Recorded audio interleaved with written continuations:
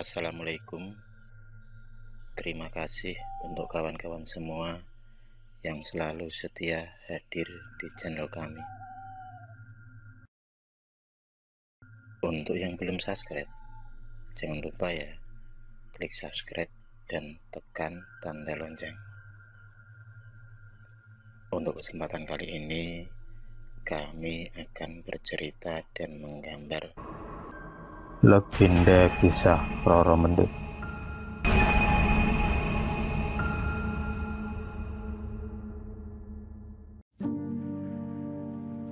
Pada zaman dahulu, di pesisir pantai utara Pulau Jawa, tepatnya di daerah Pati, Jawa Tengah, tersebutlah sebuah desa nelayan bernama Teluk Cikal. Desa itu termasuk di wilayah Kabupaten Pati yang diperintah oleh Adipati Pragula II. Kadipaten Pati sendiri merupakan salah satu wilayah taklukan dari Kesultanan Mataram yang dipimpin oleh Sultan Agung. Di Teluk Cikal hidup seorang gadis anak nelayan bernama Roro Mendut. Ia seorang gadis yang sangat cantik dan rupawan. Roro Mendut juga dikenal sebagai seorang gadis yang teguh pendirian. Ia tidak sungkan-sungkan menolak para lelaki yang datang melamarnya, sebab ia sudah memiliki calon suami, yaitu seorang pemuda desa yang tampan bernama Prono Citro, putra Nyai Singobarong, seorang saudagar kaya raya. Suatu hari, berita tentang kecantikan dan kemuliaan Roro Mendut terdengar oleh Adipati Pragula II. Penguasa Kadipaten Pati itu pun bermaksud menjadikannya sebagai selir.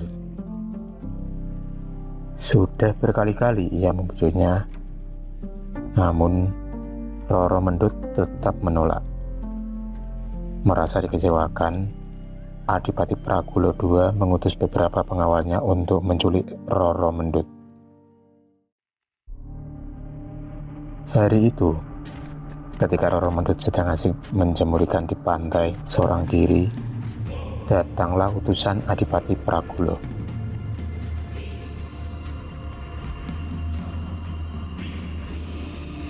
"Ayo, gadis cantik, ikut kami ke keraton," seru para pengawal itu sambil menarik kedua tangan Roro Mendut dengan kasar. Para pengawal itu tidak peduli dengan rengekan Roro Mendut. Mereka terus menyeret gadis itu naik ke kuda, lalu membawanya ke keraton.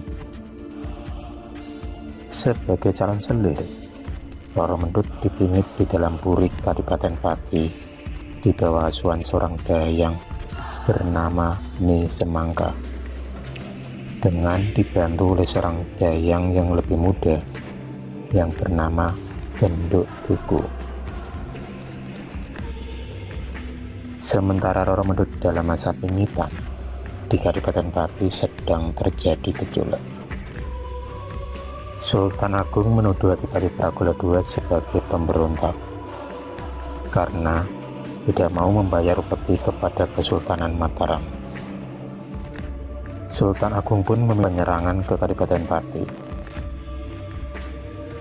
Menurut cerita, Sultan Agung tidak mampu melukai Adipati Pragula II karena penguasa Pati itu memiliki Kerewojo atau baju zirah yang tidak mempan senjata apapun. Melihat hal itu, abdi pemegang payung sang sultan yang bernama Ki Noyodarmo pun berkata, "Ampun Gusti Prabu, perkenankanlah hamba yang hadapi Adipati Pragula." Pinta Ki Noyodarmo seraya memberi sembah. "Baiklah abdiku, gunakanlah tombak baru gelinding ini," ujar sang sultan. Dengan berbekal tombak pusaka baru gelinding, Kinoyodarmo langsung menyerang Adipati Prakulo II. Namun, serangannya masih mampu ditepis oleh Adipati Prakulo II. Saat Adipati itu lengah, Kinoyodarmo dengan cepat menikamkan pusaka baru gelinding ke bagian tubuh sang Adipati yang tidak terlindungi oleh baju zirah.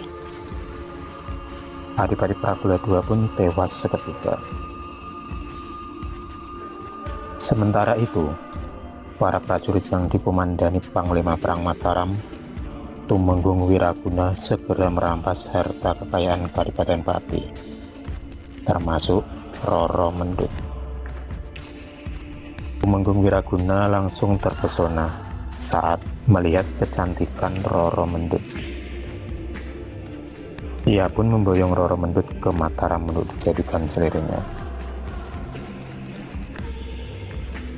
Tumenggung Wiraguna berkali-kali membujuk Roro Mendut untuk dijadikan selir. Namun, selalu saja ditolak. Bahkan, di hadapan Panglima itu, ia berani terang-terangan menyatakan bahwa dirinya telah memiliki kekasih bernama Pronocitro. Sikap Roro Mendut yang keras kepala itu membuat Tumenggung Wiraguna murka. Baiklah, Roro Mendut, jika kamu tidak ingin menjadi selirku, maka sebagai gantinya kamu harus membayar pajak kepada Mataram, ancam Tumenggung Wiraguna. Roro Mendut tidak gentar mendengar ancaman itu. Ia lebih memilih membayar pajak daripada harus menjadi selir Tumenggung Wiraguna. Oleh karena masih dalam pengawasan prajurit Mataram, Roro Mendut kemudian meminta izin untuk berdagang rokok di pasar. Tumenggung Wiraguna pun menyetujuinya. Ternyata, dagangan rokoknya laku keras.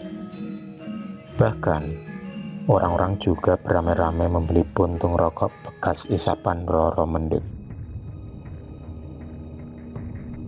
Suatu hari, ketika sedang berjualan di pasar, Roro Mendut bertemu dengan Pronocitro yang sengaja datang mencari kekasihnya itu.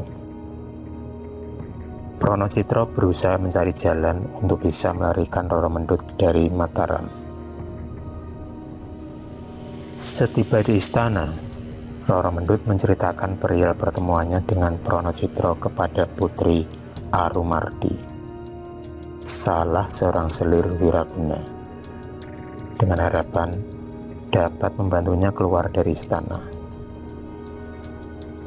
Roro Mendut tahu persis bahwa Putri Arumardi tidak setuju jika Tumenggung Wiraguna menambah selir lagi. Putri Arumardi dan selir Wiraguna lainnya bernama Nyai Ajeng menyusun siasat untuk mengeluarkan Roro Mendut keluar dari istana. Bersama dengan Pronocitro, Roro Mendut berusaha untuk kembali ke kampung halamannya di Kadipaten Pati. Namun, sungguh disayangkan, pelarian Roro Mendut dan Pronocitro diketahui oleh Wiraguna. Pasangan ini akhirnya berhasil ditemukan oleh prajurit Wiraguna. Roro Mendut pun dibawa kembali ke Mataram. Sedangkan secara diam-diam, Tumenggung Wiraguna memerintahkan kepada abdi kepercayaannya untuk menghabisi nyawa Pronocitro. Alhasil, kekasih Roro Mendut itu pun tewas dan dikuburkan di sebuah hutan terpencil di Ceporan, Desa Gandu, yang terletak kurang lebih 9 km sebelah timur kota Yogyakarta. Sepeninggal Pronocitro, Tumenggung Wiraguna kembali membujuk Roro Mendut agar mau menjadi selirnya. Namun, usahanya tetap sia-sia. Gadis cantik itu tetap menolak. Sang Panglima pun tidak kehabisan akal. Ia kemudian menceritakan perihal kematian Pronocitro kepada Roro Mendut. "Sudahlah Roro Mendut, percuma saja kamu menikah dengan Pronocitro," ujar Tumenggung Wiraguna. "Apa maksud Tuan?" tanya Roro Mendut mulai cemas. "Pemuda yang kamu kasih itu sudah tidak ada lagi," jawab Tumenggung Wiraguna. "Aku baru saja bertemu dengannya kemarin," kata Roro Mendut tidak percaya. "Jika kamu tidak percaya, ikutlah bersamaku. Akan kutunjukkan kuburannya," ujar Tumenggung Wiraguna. Roro Mendut pun menurut untuk membuktikan perkataan Tumenggung Wiraguna. Dan betapa terkejutnya Roro Mendut begitu sampai di tempat Pronocitro dikuburkan. Ia berteriak histeris di hadapan makam kekasihnya. "Sudahlah Mendut, tak ada lagi gunanya meratapi orang yang sudah mati. Ayo kita tinggalkan tempat ini," ujar Tumenggung Wiraguna. Roro Mendut pun bangkit lalu mengikuti Tumenggung Wiraguna sambil terus menangis.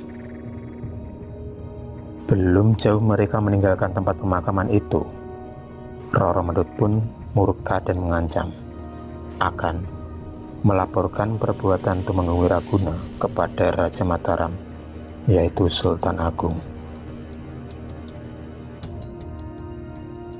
"Tuan jahat sekali.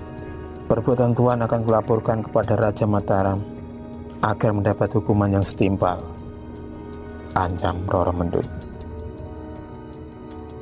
Seketika, Tumenggung Wiraguna menjadi sangat marah.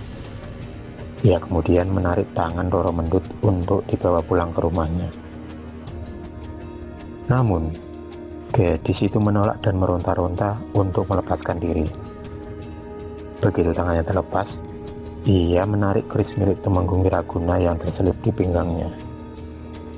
Roro Mendut kemudian berlari menuju makam kekasihnya. Panglima itu pun berusaha mengejarnya. Setiba di makam Pronocitro, Roro Mendut bermaksud untuk bunuh diri. Namun, semuanya sudah terlambat. Roro Mendut telah menikam perutnya dengan keris yang dibawanya.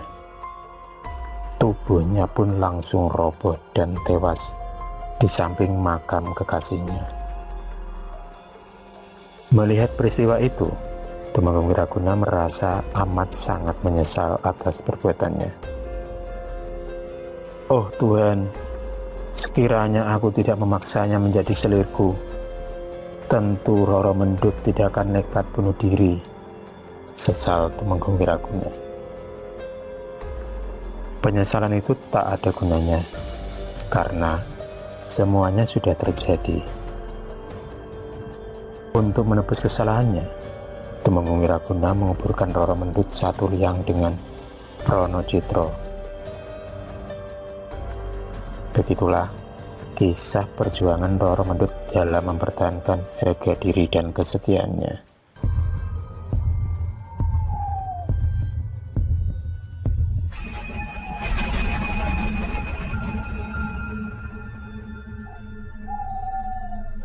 Terima kasih sudah menonton video cerita bergambar ini. Klik subscribe untuk terus mendapatkan video-video cerita bergambar selanjutnya. Semangat berkarya.